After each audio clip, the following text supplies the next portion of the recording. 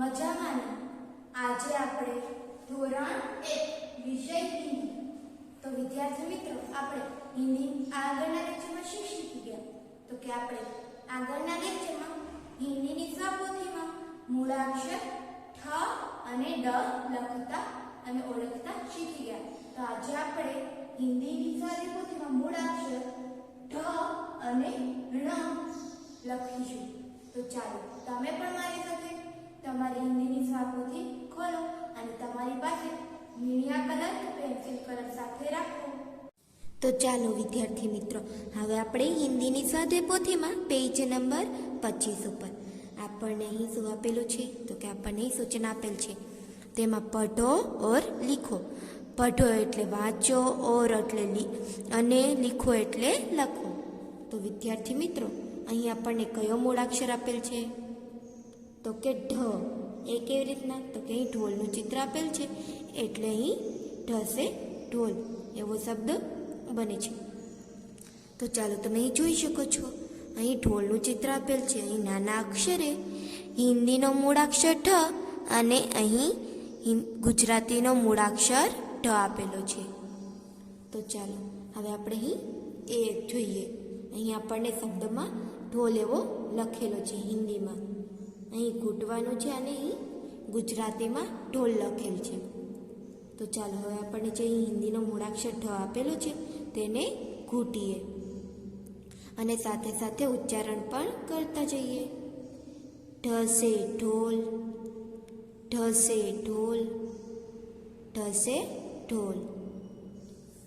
તો ચાલો વિદ્યાર્થી મિત્રો, હવે આપણે ઢોલનો નાનો મૂળાક્ષર ઘૂંટી લીધો. તો હવે આપણે નીચે જોઈએ. તો ચાલો હવે આપણને અહીં સૂચન આપેલ છે. ગોળમાં ઢ છે. ઢકો ઢકે સાથ જોડો. એટલે આપણને અહીં મૂળાક્ષરો આપેલા છે, તમે જોઈ શકો છો. તો આપણે હિન્દીનો મૂળાક્ષર ઢને તેનો જેવા જ મૂળાક્ષર સાથે જોડીશું, એટલે કે સરખા મૂળાક્ષરને જોડીશું. તો સૌથી પહેલાં આપણને અહીં કયો મૂળાક્ષર આપેલ છે? તો કે ડ. તો ઢ જેવો દેખાય છે? તો કે નહીં. અહીં હિન્દીનો મૂળાક્ષર ઢ આપેલો છે. ત્યારબાદ ત્રીજો મૂળાક્ષર પણ હિન્દીનો છે. અહીં હિન્દીમાં મૂળાક્ષર ઈ છે. અહીં હિન્દીનો મૂળાક્ષર ઢ આપેલો છે.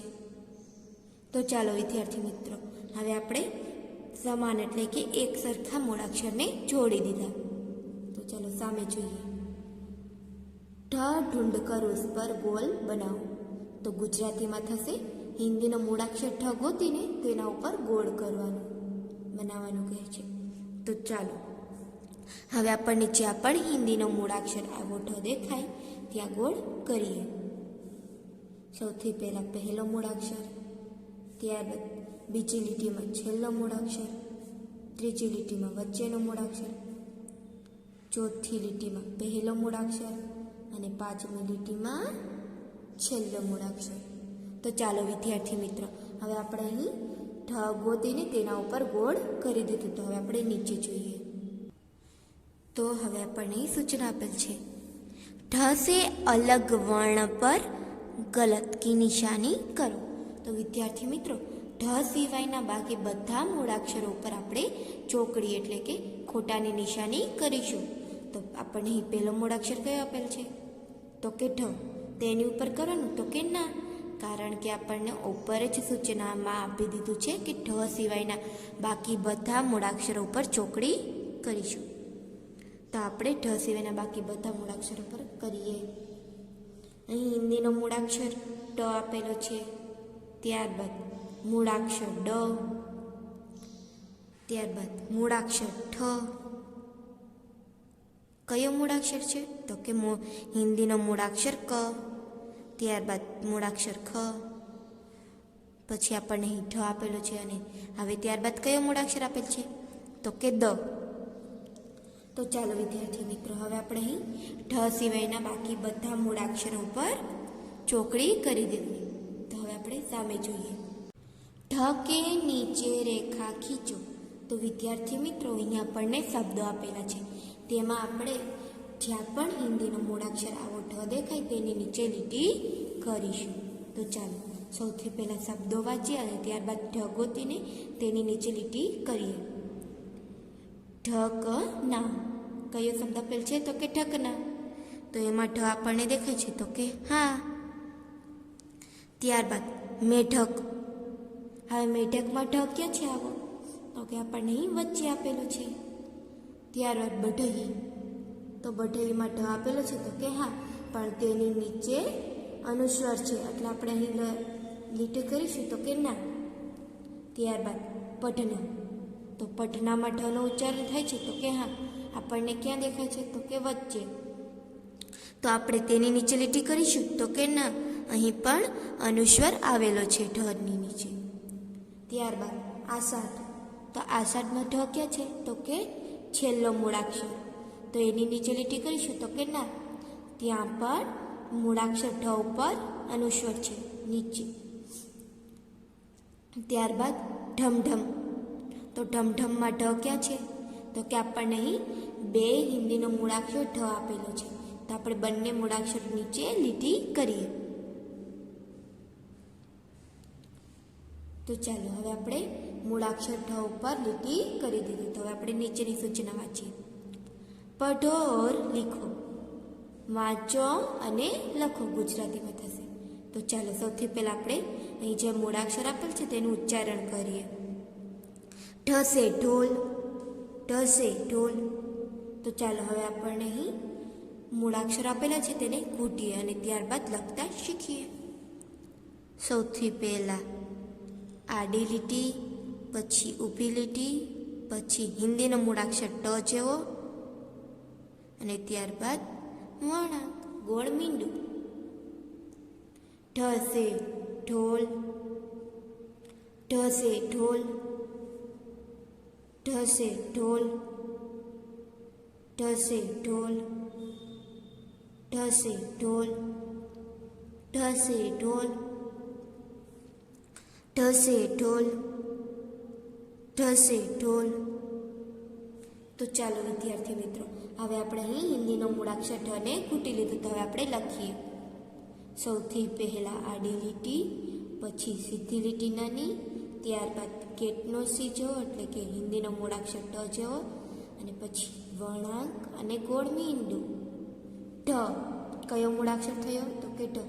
ઢ સે ઢોલ. હવે તેવી રીતે હવે આપણે અહીં લખીએ. ઢ સે ઢોલ. ઢ સે ઢોલ. ઢ સે ઢોલ. ઢ સે ઢોલ. તો ચાલો વિદ્યાર્થી મિત્રો, હવે આપણે હિન્દીનો મૂળાક્ષર ઢ ઘૂંટી પણ લીધો અને લખી પણ લીધું. તો હવે આપણે પાછળ જોઈએ. તો ચાલો હવે આપણને કયું મૂળાક્ષર આપેલ છે? તો કે હિન્દીનો આપણને અહીં ન આપેલો છે. આપણને ગુજરાતીમાં હણફેરનો હણ. તમે અહીં જોઈ શકો છો, અહીં નાગનું ચિત્ર આપેલ છે અને અહીં નાગને આજે અહીં ફેણ કાઢતો નાગ દેખાય છે. અહીં હિન્દીનો મૂળાક્ષર ન અને ગુજરાતીમાં હણફેરનો હણ કયો આપેલ છે આપણને? ણ. અહીં ફ ન હિન્દીમાં એવો શબ્દ બને છે અને ઉચ્ચારણ થાય છે ન. ત્યારબાદ આપણને ઘૂંટો આપેલ છે અને અહીં ગુજરાતીમાં કયો શબ્દ બને છે? ફેણ. હણફેરનો ફેણ. તો ચાલો હવે આપણને અહીં જે ન આપેલો છે તેને ઘૂંટીશું. તે પહેલાં આપણે સૌથી પહેલાં એક વખત હજી વ્યવસ્થિત રીતના મૂળાક્ષરો ઓળખીએ. ગુજરાતીમાં ણ આવો અને હિન્દીમાં ન. અહીં તમે જોઈ શકો છો. તો ચાલો હવે આપણે ઘૂંટીએ. ન સે ફન. ન સે ફન. તો ચાલો હવે આપણે અહીં હિન્દીનો મૂળાક્ષર ણ ઘૂંટી દીધો. તો હવે આપણે નીચે જોઈએ. તો ચાલો હવે આપણને અહીં સૂચના આપેલ છે, ન કો ન કે સાથ જોડો.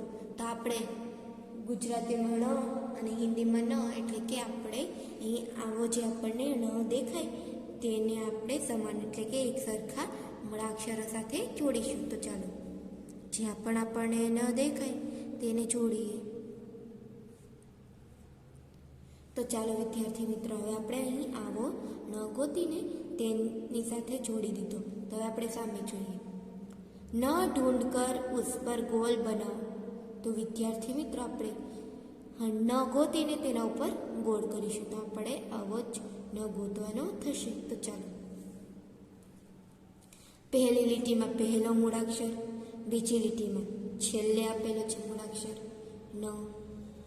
ન ન ન. તો ચાલો વિદ્યાર્થી મિત્રો, હવે આપણે ન ગોતીને તેની ઉપર ગોળ કરી દીધું. તો હવે આપણે નીચેની સૂચના વાંચીએ. ન સે અલગ વર્ણ પર ગલત કે એટલે ચોકડી નિશાની કરો. તો આપણે ન સિવાયના બાકી બધા મૂળાક્ષરો પર ચોકડીની નિશાની કરીએ. તો આપણને એ મૂળાક્ષર આપેલા છે. તો ન સિવાયના બાકી બધા મૂળાક્ષરો પર હિન્દીનો મૂળાક્ષર વ, ત્યારબાદ હિન્દીનો ચ, મૂળાક્ષર છ, મૂળાક્ષર પ, મૂળાક્ષર બ અને મૂળાક્ષર ભ. તો ચાલો વિદ્યાર્થી મિત્રો, હવે તમે જોઈ શકો છો મેં ન સિવાયના બાકી બધા મૂળાક્ષરો પર ચોકડીની નિશાની કરી દીધી. તો હવે આપણે સામે જોઈએ. ન કે નીચે રેખા ખીંચો. તો વિદ્યાર્થી મિત્રો, આપણને અહીં શબ્દ આપેલા છે. ન જ્યાં દેખાય તેની નીચે આપણે લીટી દોરીએ. તો ચાલો સૌથી પહેલા શબ્દો વાંચીએ અને ત્યારબાદ ન ગોતીને તેની નીચે લીટી કરીએ. બા ન, બા. તો આપણને ન અહીં દેખાય છે. હરિણ.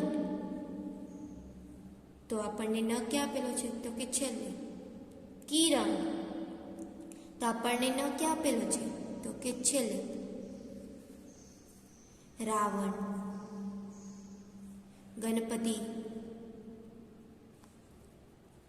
તૃણ. તો ચાલો વિદ્યાર્થી મિત્રો, હવે આપણે ન ઉપર નીચે લીટી દોરી દીધી. તમે અહીં જોઈ શકો છો. તો હવે આપણે નીચેની સૂચના વાંચીએ. પઢો ઓર લીખો. વાંચો અને લખો. તો ચાલો વિદ્યાર્થી મિત્રો, સૌથી પહેલા ન એવો ઉચ્ચારણ કરીએ. ન સે ફન, ન સે ફન. તો ચાલો હવે આપણે ઘૂંટીએ. સૌથી પહેલા આડી લીટી, પછી યુ આકાર જેવો વળાંક અને પછી સીધી લીટી.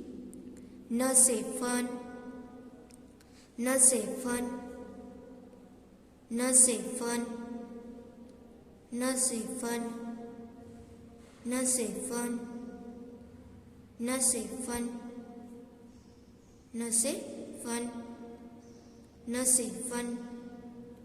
તો ચાલો વિદ્યાર્થી મિત્રો, હવે આપણે નવને ઘૂંટી લીધું. તો હવે આપણે લખીએ. સૌથી પહેલા આડી લીટી, ત્યારબાદ વળાંક અને સીધી લીટી. ન સે ફન, ન સે ફન, ન સે ફન. અને સાથે સાથે આપણે ઉચ્ચારણ પણ કરતા જઈશું. ન સે ફન, ન સે ફન, ન સે ફન. તો ચાલો વિદ્યાર્થી મિત્રો, તો આપણે હિન્દીની સાથે પોથીમાં હિન્દીનો મૂળાક્ષર ઢ અને મૂળાક્ષર ન ઘૂંટી પણ લીધો, લખી પણ લીધો. તો હવે આપણે વધુ અભ્યાસ માટે આગળના લેક્ચરમાં મળીશું.